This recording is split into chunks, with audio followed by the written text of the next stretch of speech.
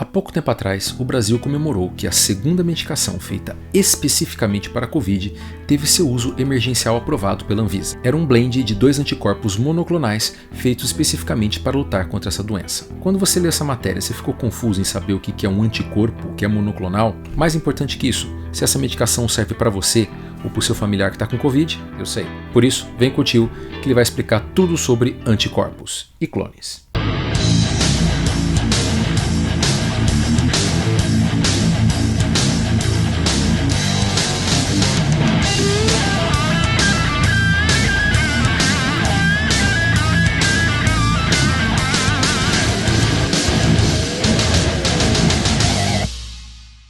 Tem vários vídeos meus que eu falo sobre anticorpos. Eu sempre usei a analogia que eles são como se fossem mísseis teleguiados, não como se fosse tiro de pistola.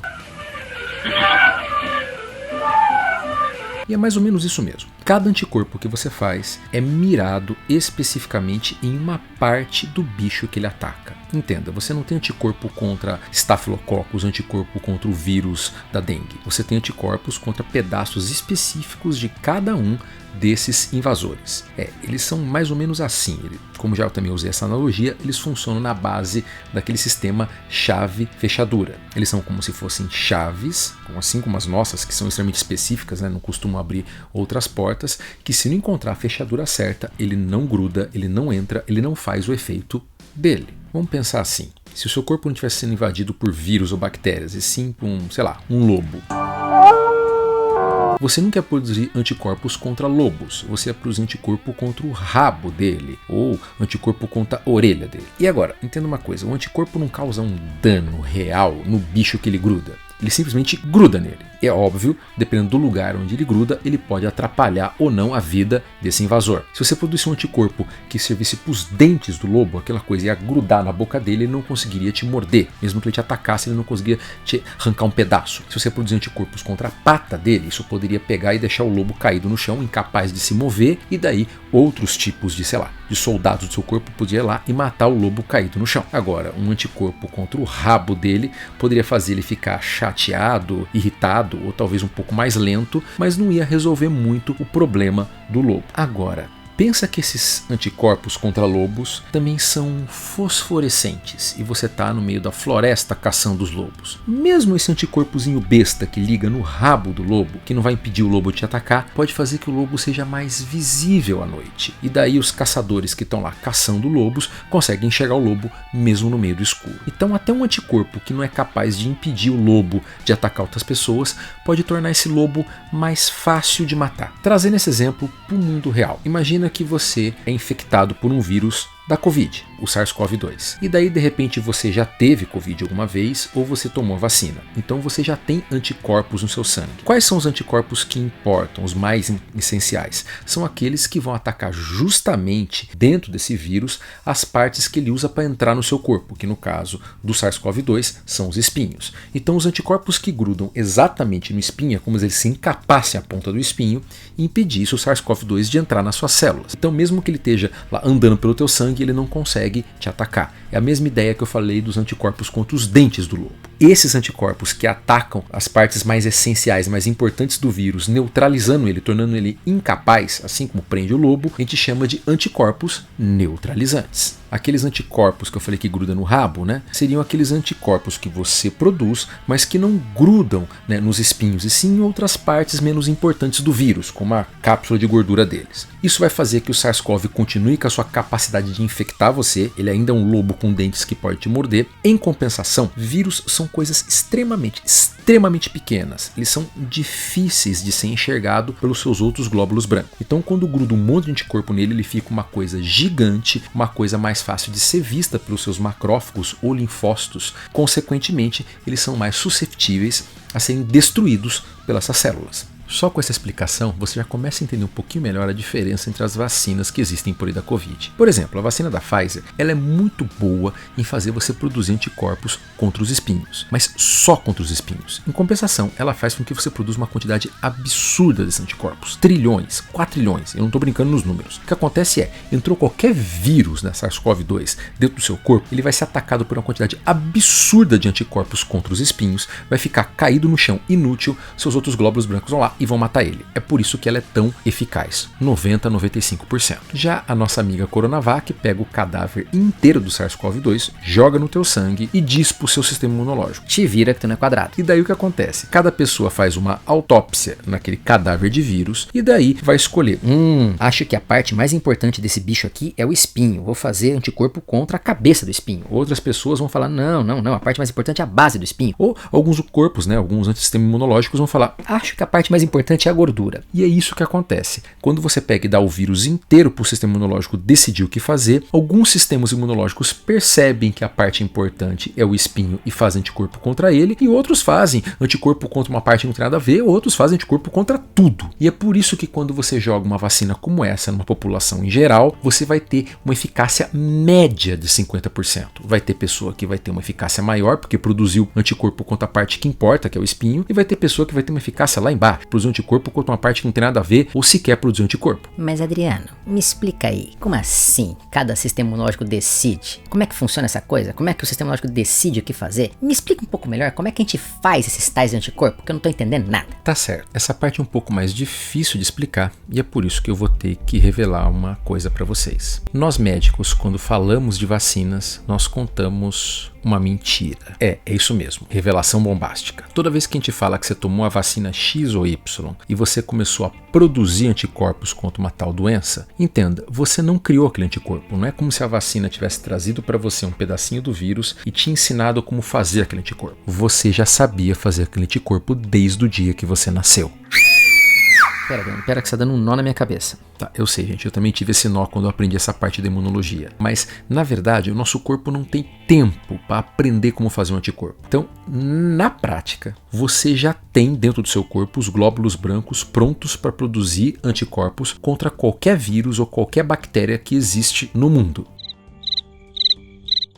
Parou, não entendi, esse vídeo tá meio complicado, vou parar por aqui que eu não vou entender. Vamos dar um exemplo que fica mais fácil. Vamos supor que você esteja sendo atacado por um vírus qualquer, por exemplo, o vírus da dengue. Você vai ter os macrófagos, que são, alguns glóbulos brancos que destroem os vírus, quebram em pedaços, e daí você vai ter um pedaço específico desse vírus, que é aquela parte que eu falei que, se ligar um anticorpo ali, é neutralizante. Eu vou representar esse pedaço do vírus como se fosse isso aqui. Então entenda, você vai ter alguns glóbulos brancos que vão pegar esse pedaço do vírus, que é importante para o vírus, que a gente vai chamar de antígeno, e vai sair correndo o teu sangue afora, entre as suas ínguas, sabe, os gânglios que você tem atrás do linfócito B seu, que nasceu para atacar isso aqui. Você tem dentro do seu corpo, entre os 3 trilhões de linfócitos B, um que nasceu, e ele não sabe disso ainda, nasceu para matar isso aqui, nasceu para fazer anticorpo contra isso. Esses outros glóbulos brancos, que são os ajudantes, pegam esses pedaços e saem correndo. É como se você mandasse um monte de mensageiro. E eles vão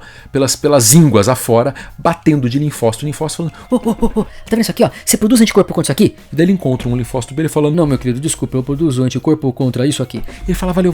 Ele bate no outro: você produz anticorpo contra isso aqui? Ele fala: não, eu produzo anticorpo contra isso aqui.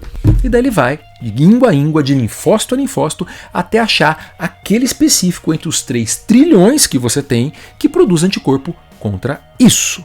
E quando ele acha, é só alegria. Ele chega: você produz anticorpo contra isso? O linfócito B vai pegar e falar assim: vamos ver. Vai lá e produz um anticorpo. Olha, encaixou. Sim. Eu sou o linfócito B que nasceu para produzir anticorpo contra essa birosquinha aqui. Sabe o que vai acontecer? Teu corpo vai falar: parabéns, você se tornou agora importante. Você vai evoluir e vai deixar de ser linfócito B para virar um plasmócito. Tô me sentindo ridículo. E a partir desse momento, esse plasmócito vai começar a se multiplicar. Aquela uma única célula, aquele único linfócito B, começa a produzir vários clones de si mesmo, e você vai ter agora milhões, bilhões de cópias dele. Cada um deles capaz de produzir o anticorpo contra isso. E daí você vai ter um exército de naves capazes de produzir anticorpos que grudam nesse pedaço. E se esse pedaço agora é um pedaço importante para o vírus da dengue, esses anticorpos vão grudar no vírus da dengue. Parabéns, o vírus da dengue não vai ser capaz de atacar você. Você venceu a dengue, você sarou. Mas Adriano, me explica uma coisa. Se eu tenho linfócito B que produz anticorpo contra qualquer coisa, será que eu não posso, nascer com um linfócito B meio besta que produz anticorpo contra o meu olho, contra a minha pele, contra o meu coração? Exatamente, Cleison. Se na teoria você vai ter linfócito que produz anticorpo contra qualquer coisa no universo, vai ter linfócito que produz anticorpo contra o seu corpo. E no período de gestação, quando você ainda é um embrião, você vai ter um sistema que vai pegar e identificar esses linfócitos que produzem anticorpos contra o seu próprio corpo e matar eles, para que você nasça sem linfócitos que sejam capazes de se auto-atacar. O problema é que volta e meia um ou outro desses linfócitos escapa desse processo de seleção. E daí o que vai acontecer? Ao longo da vida da pessoa, do nada um desses linfócitos pode ser ativado e ela vai produzir anticorpos contra o próprio corpo dela. Isso são as chamadas doenças autoimunes, como artrite reumatoide, lúpus ou psoríase. Ô Adriano, quando você fala anticorpo contra qualquer coisa, é contra qualquer coisa mesmo? Tipo assim, eu tenho nesse momento um linfócito aqui capaz de produzir anticorpo contra, sei lá, cachaça? É porque eu tomo, viu? Tô preocupado com isso aí. Ou sei lá, se ele produz anticorpo contra couro, contra chiclete, contra, sei lá, iPhone.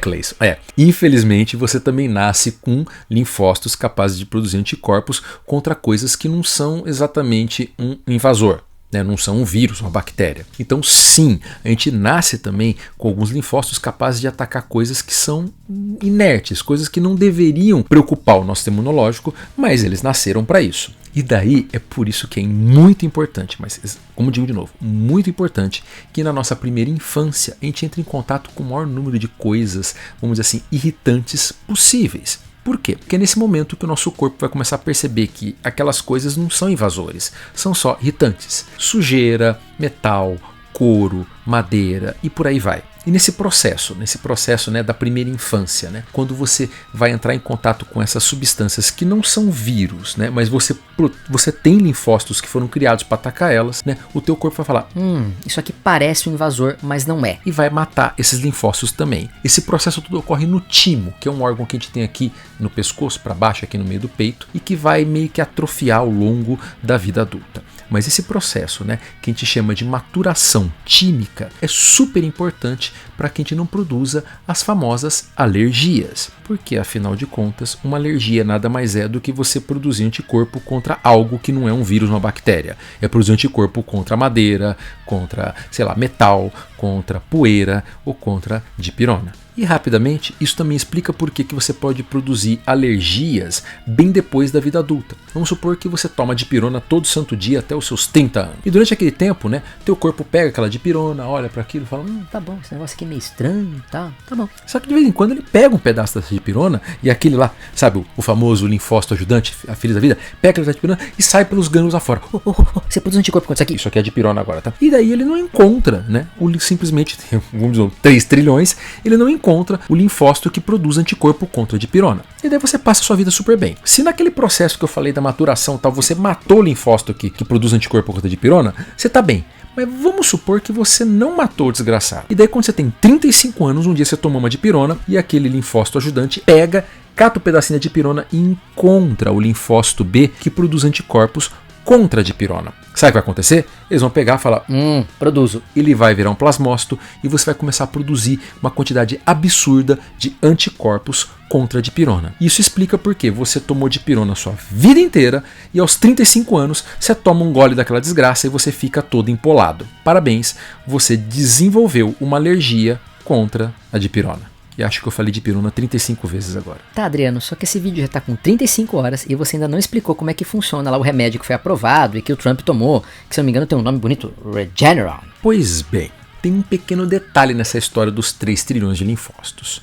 Quando eu falo que você produz anticorpo específico contra uma coisa, você tem que entender que, às vezes, o processo não é exato, ele é aproximado. Digamos que você produz anticorpos contra isso aqui. Tem anticorpo que vai ligar assim perfeito, encaixar bonitinho contra isso aqui. E vai ter aquele que vai encaixar mais ou menos, vai ter aquele que encaixa por cima, tem aquele que encaixa desse jeito. O fato é, de acordo com a sua maturação tímica, tem pessoas que nasceram com sorte ou azar. Tem aquela pessoa que nasceu com um linfócito B que faz um anticorpo perfeito, que encaixa contra aquilo de um jeito que não sobra espaço para nada. E vai ter aquela pessoa que produz um anticorpo que, não é perfeito, ele é parecido, vai, ele encaixa mais ou menos. Teu corpo fala: serve, transforma essa desgraça em plasmócito. E é por isso que a resposta imunológica varia de pessoa para pessoa. É simplesmente um jogo de sorte e azar. Vamos supor, você acabou de pegar dengue, e daí você pega o pedacinho da dengue e você produz um anticorpo perfeito contra a dengue. Parabéns, você é aquela pessoa que possui uma resposta imunológica perfeita contra dengue. Só que depois, na semana seguinte, você pega gripe, H1N1. E daí, nesse caso, o seu anticorpo já não é tão perfeito assim. Ele é meio torto, encaixa assim, encaixa assim. Parabéns, você possui uma resposta mais ou menos contra H1N1. Percebeu? É um jogo de sorte e azar. Com a Covid não ia ser diferente. Quando você pega um pedaço do vírus, vai ter pessoas que vão produzir anticorpos perfeitos contra o espinho da Covid, que vai encaixar daquela maneira absurda que não sobra espaço, o espinho não funciona, o vírus não te ataca. E vai ter aquelas pessoas que produzem um anticorpo que encaixa mais ou menos, só que lembre-se, você não faz linfócitos B novos depois que você nasce. Você tem que se virar com os que você já nasceu com ele. Então, se o linfócito B que você nasceu, ele tipo assim, sabe, produz um anticorpo mais ou menos, é com esse que você vai ter que se virar. Então é esse que vai virar plasmócito, é com esse que você vai produzir as suas defesas contra a Covid. Quer um exemplo? Teve, como eu disse já, um americano que foi pesquisado e já está indo para tudo quanto é laboratório, que ele nasceu com alguns linfócitos B dele, que são assim, tipo, mira laser absurdo, bomba nuclear, Capitão América com a roupa do Homem de Ferro, com as 5 joias do infinito. São 6. E se existe esse cara, tem que ter o outro espectro. Aquela pessoa que nasceu azarada, que justamente contra a Covid, ela não tem um linfócito que produz um anticorpo perfeito. Ela, sabe, ela tem um linfócito que faz um anticorpo meia boca, ou se bobear, ela pode nem ter linfócitos que produzam anticorpos contra o espinho da Covid, só contra a base, só contra a cápsula de gordura. Daí, essa pessoa nunca vai conseguir produzir uma resposta imunológica perfeita contra o vírus. Não importa qual vacina que você dê para ela, não importa se você der 3, 4, 15 doses, ela não tem os linfócitos que fazem anticorpo contra a ponta do espinho. Tradução: ela nunca vai produzir anticorpos eficazes contra a Covid. Daí você entendeu, porque toda vacina, por melhor que seja, vai ter pessoas que ela não funciona. Por último, você começou a entender o que são esses remédios baseados em anticorpos monoclonais. A gente está pegando a ideia contrária da coisa. Vamos pegar uma pessoa, um indivíduo ou um cavalo, sim, o Butantan está fazendo isso com um cavalo, que produz um anticorpo muito bom contra o SARS-CoV-2. Vamos catar esse anticorpo, botar na máquina de Xerox e copiar ele. A partir do que eu encontrei um anticorpo que liga muito bem, eu vou pegar e fazer cópias. Mas cópias e cópias e mais cópias dele. Milhões, bilhões de cópias. Esses são os anticorpos monoclonais. E daí, na teoria, se eu injeto no sangue de uma pessoa esses anticorpos e ela estiver em contato com o vírus, eles vão grudar no vírus e fazer todo aquele processo que eu falei, deixar o vírus mais visível, impedir ele de entrar nas células, vai ajudar o seu sistema imunológico a atacar o bichinho. Mesmo que ele ainda não tenha tido contato com esse vírus e ainda não tenha as defesas dele toda pronta. Vai ajudar. Só que é óbvio, no meio do caminho tem várias coisas que pode dar errado. Quer um exemplo? Você pode, por exemplo, ter um linfócito que produz anticorpos contra esses anticorpos. E daí dá ruim.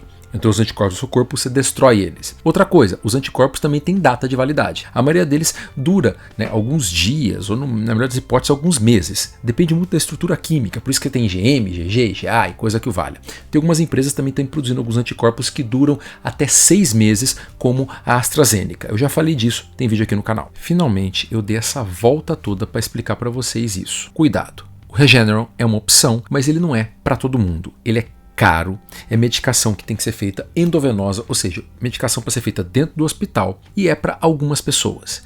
Em alguns casos ele pode dar até reações. Lembre-se, você pode fazer anticorpo contra anticorpo. Não é para todo mundo, não vai resolver a vida de todos os pacientes que têm Covid no Brasil, mas, se bem utilizado, vai salvar sim muitas vidas. Em todo caso, é importante que vocês percebam isso porque vai surgir várias outras medicações que são feitas baseadas em anticorpos, e agora com toda essa explicação maluca que eu dei 200 mil voltas para explicar para vocês sobre doença autoimune e sobre alergias, vocês sabem muito, mas muito mais sobre anticorpos que eu sabia quando saí da faculdade. Por isso, mais uma vez, assunto complexo, assunto delicado. Tá com dúvidas? Deixa aqui a sua pergunta, pede pro tio que se precisar ele faz um terceiro ou um quarto vídeo. tenho certeza que esse aqui vai ficar muito, mas muito resumido. Tá certo, galera? Vamos lá, mais uma vez, produza os seus anticorpos com carinho e com cuidado.